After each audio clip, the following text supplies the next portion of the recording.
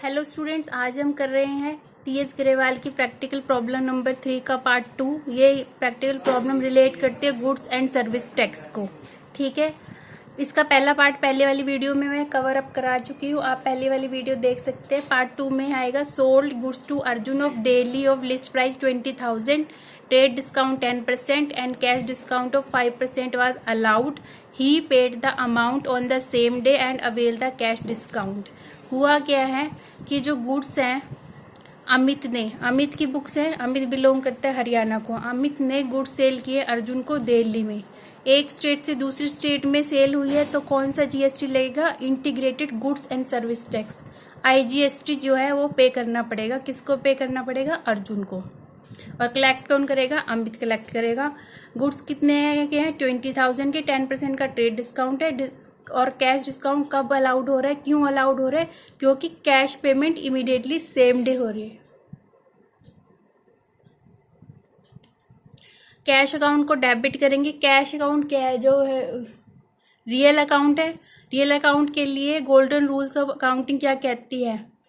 Debit words कम इन। Cash business में आ रहा है तो रूल क्या कहता है? डेबिट वर्ड्स कम इन, इसलिए कैश अकाउंट को हमने डेबिट किया। डिस्काउंट अलाउड अकाउंट को डेबिट किया हमने। डिस्काउंट अलाउड किया गया है क्योंकि कैश पेमेंट इमीडिएटली की गई है। डिस्काउंट अलाउड क्या है? बिजनेस का एक्सपेंस है, नॉमिनल अकाउंट है। नॉमिनल अकाउंट के लिए गोल्डन रूल्स ऑफ अकाउंटिंग क्या कहते हैं? Debit all the expenses and losses. To sales account को हमने क्रेडिट किया है क्योंकि सेल्स गुड्स सेल हो रही है तो बिजनेस की इनकम हो रही है। इनकम क्या है? नॉमिनल अकाउंट है। नॉमिनल अकाउंट के लिए गोल्डन रूल्स ऑफ अकाउंटिंग क्या कहते हैं? Credit all the incomes and gains.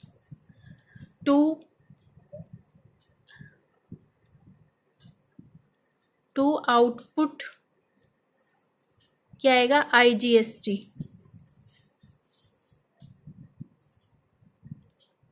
Being goods sold against cash and IGST collected, IGST charged and discount allowed। अब इसकी कैलकुलेशन कैसे होगी वो देखेंगे हम। लिस्ट प्राइस है 20,000, उस पर ट्रेड डिस्काउंट लगाएंगे 10%। ठीक है, उसके पास कैश डिस्काउंट लगेगा 5%। तो 20,000 की लिस्ट प्राइस है, उस पर 10% ट्रेड डिस्काउंट कैलकुलेट कर लेंगे, 2,000 आ जाएगा वो। सेल वैल्यू कितनी आएगी? 18,000।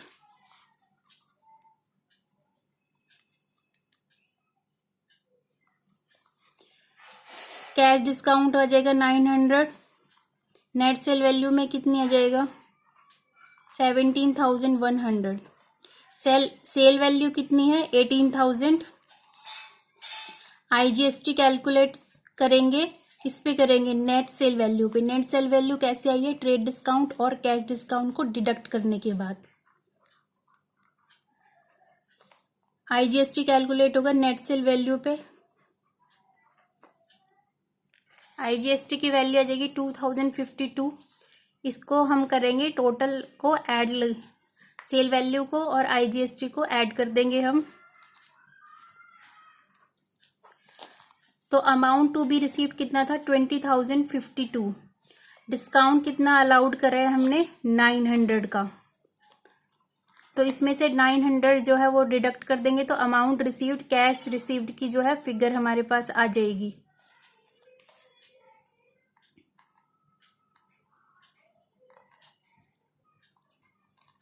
$19,152।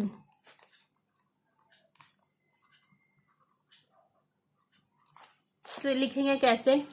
सेल वैल्यू आएगी यहाँ पर कितनी? 18,000। नेट सेल वैल्यू को जनरल एंट्री में कहीं शो नहीं करते। आउटपुट आईजीएसटी कितना आएगा? 2052।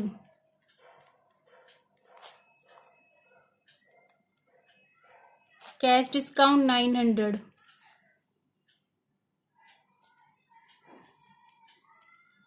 और कैश रिसीव्ड कितना आएगा 19,152।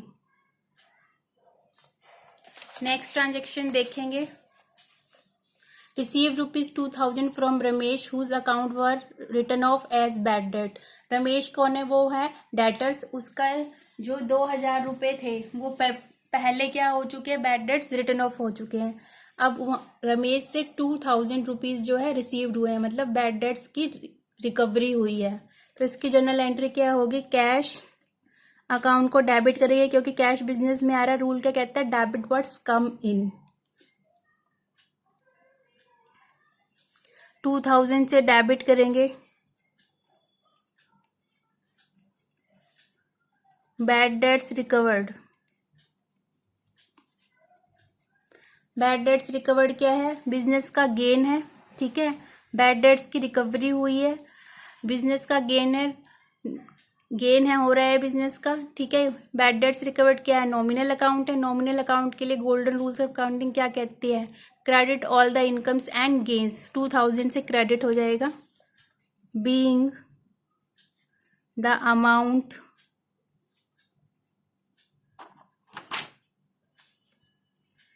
Amount of bad debts written of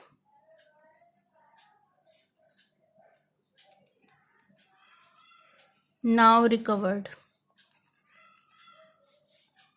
return off previously पहले हुआ है ना,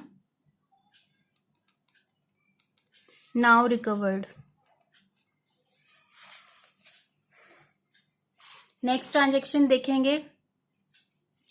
good costing ₹1,000 given as charity. These goods were purchase from within the state.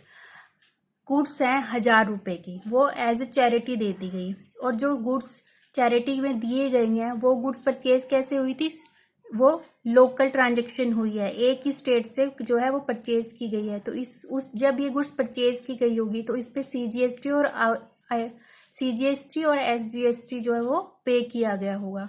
तो इसकी जर्नल एंट्री क्या आएगी, चैरिटी अकाउंट को हम डेबिट करेंगे, क्योंकि जो चैरिटी है वो क्या है, बिजनेस का एक्सपेंस है, नॉमिनल अकाउंट है। नॉमिनल अकाउंट के लिए गोल्डन रूल्स ऑफ अकाउंटिंग क्या कहती है, debit all the expenses and losses. Purchases account को करेंगे हम क्रेडिट करेंगे, परचेज अकाउंट को हम क्रेडिट कर रहे हैं, क्योंकि जो गुड्स हमें बिजनेस पर्पस के लिए सेल करके प्रॉफिट अर्न करना था, उन गुड्स को चैरिटी के लिए कॉस्ट प्राइस पे दे दिया गया है। ठीक है, इससे क्या हुआ, जो टोटल परचेज थी बिजनेस की वो कम हो गई है, और जो चैरिटी के लिए गुड्स दिए गए हैं वो किस प्राइस पे दिए गए हैं, वो कॉस्ट प्राइस पे दिए गए हैं, उसमें प्रॉफिट मार्जिन ऐड नहीं है। तो परचेज अकाउंट में कितनी वैल्यू आएगी, जो कॉस्ट है 1,000 की, to input CGST account, input SGST account,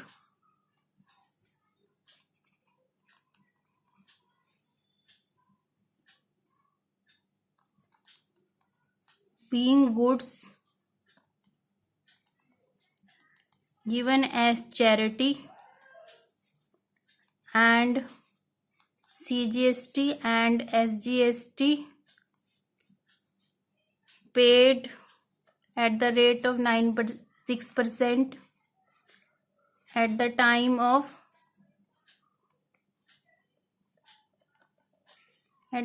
of purchase, now reversed.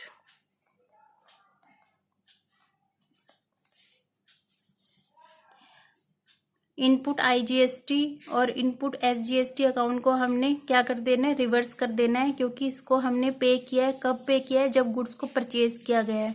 तो जब गुड्स चैरिटी के लिए दे दी गई हैं तो उस केस में क्या होगा, परचेजेस जो है वो भी कम हो रही है, और जो टैक्स पे किया गया है सीजीएसटी और एसजीएसटी वो भी रिवर्स हो जाएंगे।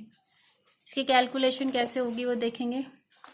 कॉस्ट प्राइस है 1,000 पे 6% सीजीएसटी लग जाएगा 60। इसी तरह से एसजीएसटी लग जाएगा 1,000 पे 6%, ये भी 60 आ जाएगा। तो ये वैल्यू आ जाएगी टोटल चैरिटी का अमाउंट आ जाएगा 1,120। परचेज वैल्यू 1000, इनपुट CGST 60 यहाँ पे लिख लेंगे, इनपुट SGST 60 यहाँ पे लिख लेंगे।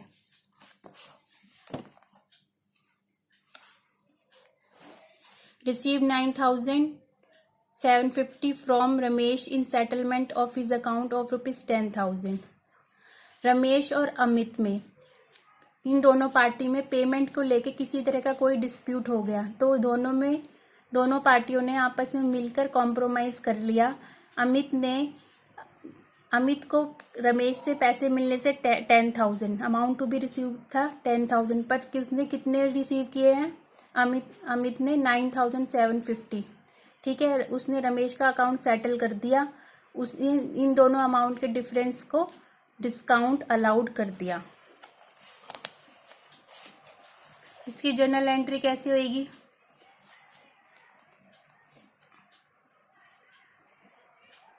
Cash account debit, discount allowed account debit to Ramesh. Cash account को डेबिट किया क्योंकि कैश बिजनेस में आ रहा है, रूल क्या कहता है? डेबिट वर्ड्स कम इन, तो कैश को डेबिट कर दिया। डिस्काउंट अलाउड अकाउंट को डेबिट कर दिया। डिस्काउंट अकाउंट क्या है? नॉमिनल अकाउंट है।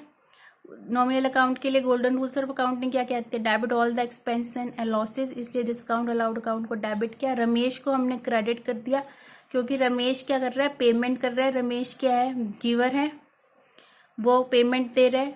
रूल क्या कहता है? Credit the giver. Ramesh personal account है, पर्सनल अकाउंट के लिए गोल्डन रूल्स ऑफ अकाउंटिंग क्या कहते हैं? क्रेडिट द गिवर, इसलिए रमेश को हमने क्रेडिट किया। नरेशन आ जाएगी being cash received from Ramesh in settlement of his account. इसकी कैलकुलेशन देखेंगे। अमाउंट कितना रिसीव्ड होना था? 10,000। कितना रिसीव हुआ है? 9,750।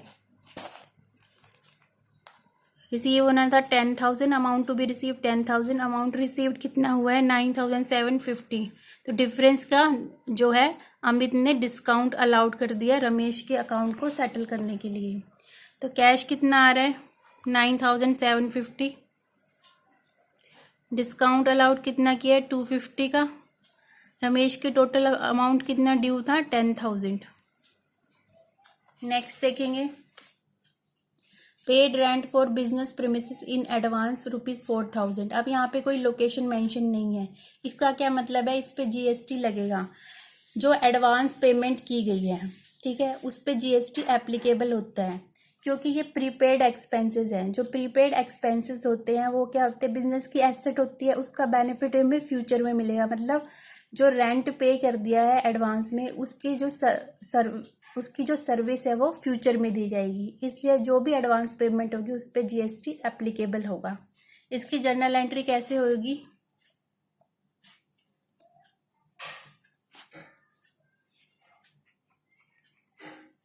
Prepaid account debit, input CGST account debit, input SGST account क्या आएगा? डेबिट। यहाँ पे आएगा prepaid rent account debit to cash account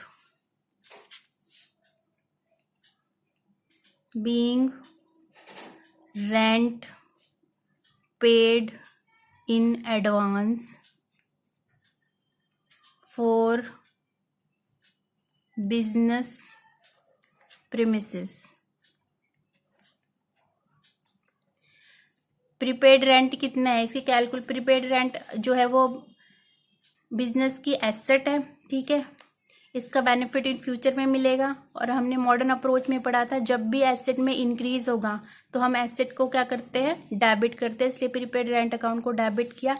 input CGST और SGST अकाउंट को हमने डेबिट किया है क्योंकि जब इसको पे किया गया है तो ये रेंट में इंक्लूड नहीं है, ये अलग से CGST और SGST है, ये रेंट में इंक्लूड नहीं होगा। ये जब पे किए गए हैं, जिसने ये पे किए हैं अमित ने इसको पे किया है, तो अमित के लिए जो इनपुट सीजीएसटी और इनपुट एसजीएसटी क्या है, वो इसके लिए एसेट है। और हमने मॉडर्न अप्रोच में पढ़ा था, जब भी एसेट में इंक्रीज होगा तो एसेट को हम डेबिट करेंगे, इसलिए इनपुट सीजीएसटी और इनपुट एसजीएसटी अकाउंट को डेबिट किया। टू कैश अकाउंट को क्रेडिट करेंगे, क्योंकि कैश से बिजनेस रेंट की पेमेंट हो रही है। कैश बिजनेस से बाहर जा रहा है, रूल क्या कहता है, credit what goes out. Cash business से बाहर जा रहा है, इस कैश अकाउंट को क्रेडिट किया है। इसकी कैलकुलेशन देखेंगे। प्रीपेड रेंट कितना आया है, 4000 का प्रीपेड रेंट है।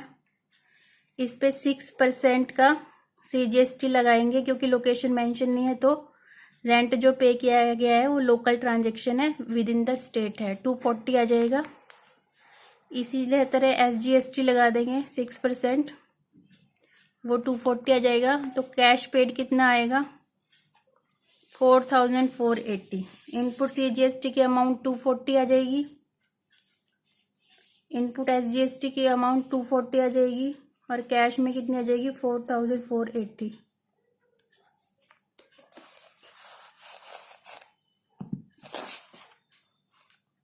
मिलेंगे नेक्स्ट वीडियो में। Thank you so much.